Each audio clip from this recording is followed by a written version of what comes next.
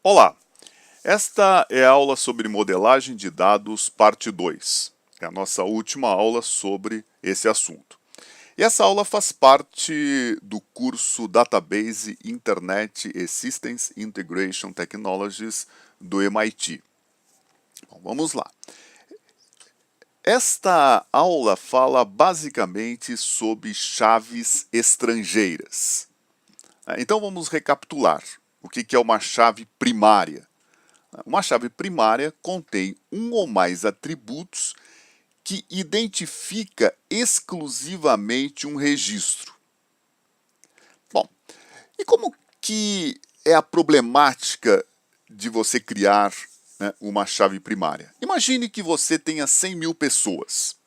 Como que você irá identificar cada uma delas de forma exclusiva? Por exemplo, se você utilizar o nome da pessoa, isso não é exclusivo, porque existem homônimos. Por exemplo, José da Silva. Quer dizer, quantos Josés da Silva existem no Brasil? Se você for adicionar, né, a data de nascimento, isso não garante a exclusividade. E se você colocar o endereço onde a pessoa mora, né, esse endereço pode mudar quando a pessoa troca de residência. E se você, por exemplo, utilizar o número do CPF, pode também ter um problema, porque nem todos têm CPF. Por exemplo, um bebê ou uma criança, né, passa um determinado período sem ter o CPF. Né? Então, quer dizer, você precisa escolher, né, uma chave primária, né, que tenha estabilidade, ou seja, que ela não mude ao longo do tempo, que você consiga ter controle sobre ela, né, e que você possa estar utilizando essa chave, né, primária que foi criada pelo sistema em muitas situações. Ok? Bom, vamos ver um exemplo agora de chaves estrangeiras. Imagine que você tenha duas entidades, empregado e departamento. A chave primária de empregados é o que está à nossa esquerda, é o EMP-ID, né? O número do empregado, ou é identificação do empregado. Essa é a chave primária. Esta chave é única e exclusiva para identificar empregado. Agora, você tem outros atributos de empregado, como primeiro nome, sobrenome e o nome do departamento aonde esse empregado está alocado dentro da empresa. Aonde você pega este nome de departamento? Na entidade departamento. Essa entidade departamento tem uma chave primária que é DEP-ID, que é o número do departamento, e tem um atributo que é o nome do departamento. Então note que nome de departamento como atributo e não chave primária, ele pode mudar ao longo do tempo. Né? E isso é normal nas organizações, né? Você mudar o nome do departamento. Agora, você pode eventualmente mudar também o número desse departamento. Okay? Agora, isto é refletido sempre no empregado. Então, por exemplo, se o empregado está alocado na área de compras, e compras tem um determinado número. Por alguma razão, esse departamento chamado compras pode mudar para suprimentos.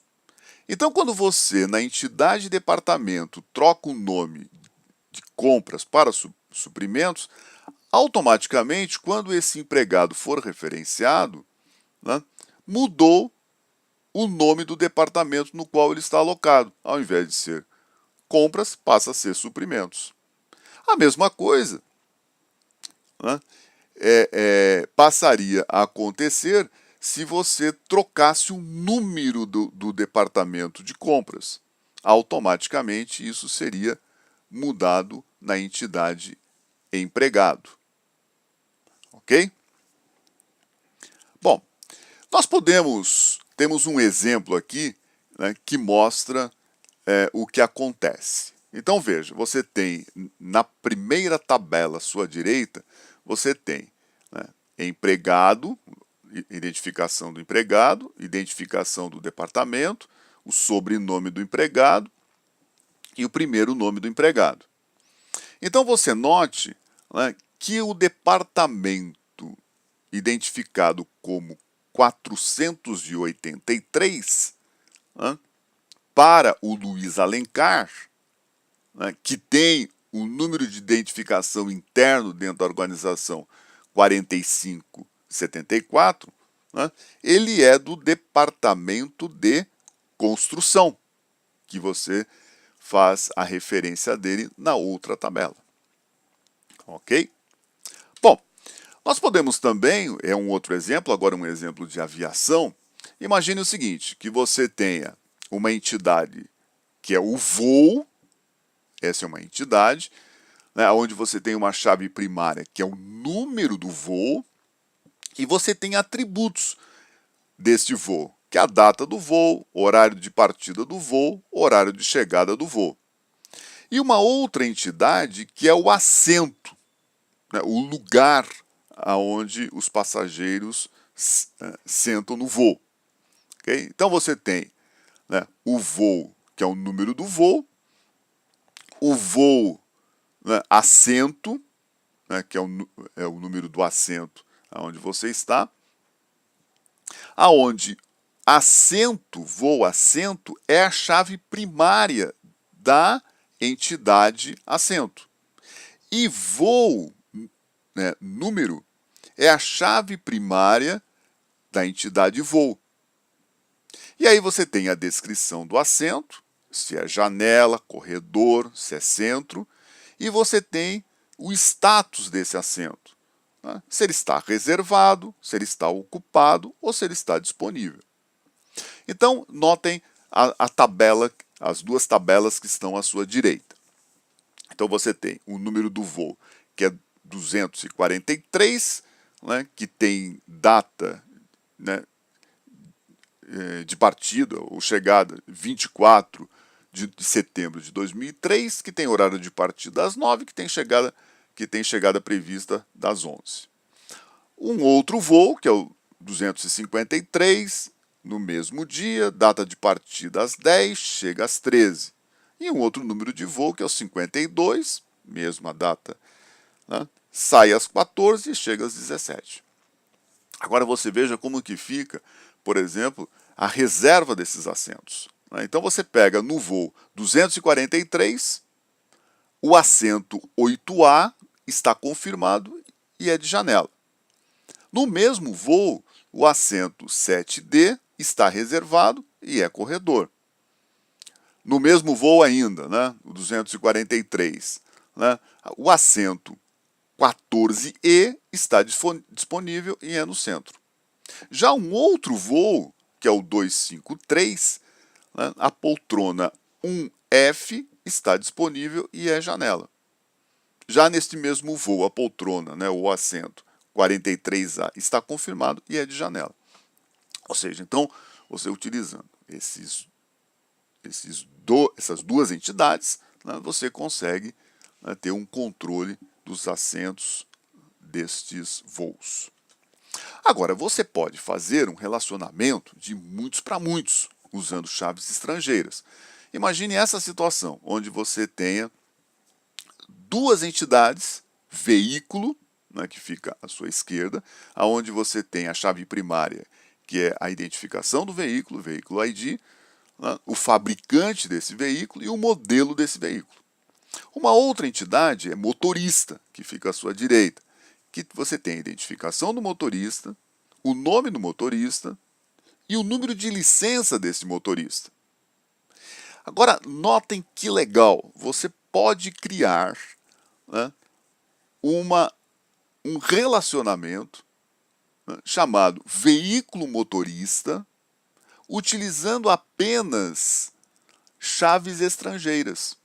Ou seja, você utiliza veículo, a identificação do veículo, veículo ID, que é da entidade veículo, e você usa motorista ID, que é a chave primária da entidade motorista. Então, com isto, você consegue fazer um relacionamento interessante. Então, veja, nessas três tabelas que estão à sua direita. A identificação dos veículos. 35 é um Volkswagen sedã. 33 é um Ford caminhão. 89 é um veículo da GM, da General Motors, que é uma SUV. Você tem a identificação dos motoristas, que é a última tabela à sua esquerda. O 253 é o José, que tem o número de licença A23423. E o outro motorista, que é o Luiz, que tem o número de identificação 900, que tem a licença B89987. Notem agora essa entidade de relacionamento. Você note que o sedã Volkswagen, que tem o 35 de identificação, ele pode ser dirigido pelo Luiz. Okay? Agora, o mesmo veículo Volkswagen sedã, ele também pode ser dirigido pelo José, que tem a identificação 253. E o veículo caminhão da Ford, que é o 33, ele pode ser também dirigido pelo Luiz. Ou seja, o Luiz, nessa nossa tabela, ele pode dirigir tanto o Volkswagen sedã, como pode dirigir o caminhão Ford. Então, com esses relacionamentos, você consegue ter um controle dos processos da sua organização. Bom, uma coisa importante, quando nós estamos falando em modelagem de dados, é o que nós chamamos de integridade referencial. É ela que mantém a consistência ou atualização dos dados quando você muda uma chave primária e faz-se refletir isso nas chaves estrangeiras que estão em outras entidades. Então, por exemplo, você não pode adicionar um empregado ou um departamento inválido ou nulo. A integridade referencial do banco de dados não permite que você faça isso. Agora, uma problemática interessante é quando você faz as exclusões. E aí existe o que se chama de regra em cascata. Você tem duas alternativas. A primeira delas é ser restrita.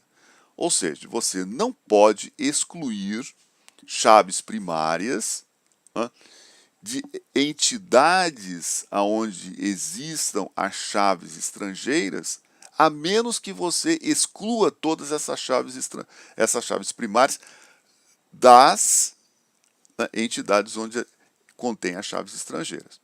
Por exemplo, você, ao excluir um departamento, você não pode excluir todos os funcionários desse departamento. Okay? Então você tem que colocar uma restrição ali. Agora, em outras situações, você quer que isso aconteça. É o que chamamos da exclusão. Ou seja, quando as linhas na tabela com chaves primárias são excluídas, todas as linhas com chaves estrangeiras também são excluídas. Por exemplo, ao excluir uma ordem de serviço, todos os itens de ordem de serviço são excluídos em todas as entidades onde possuem chaves estrangeiras. Ok? Então, isso garante a consistência, a confiabilidade das informações que estão no banco de dados.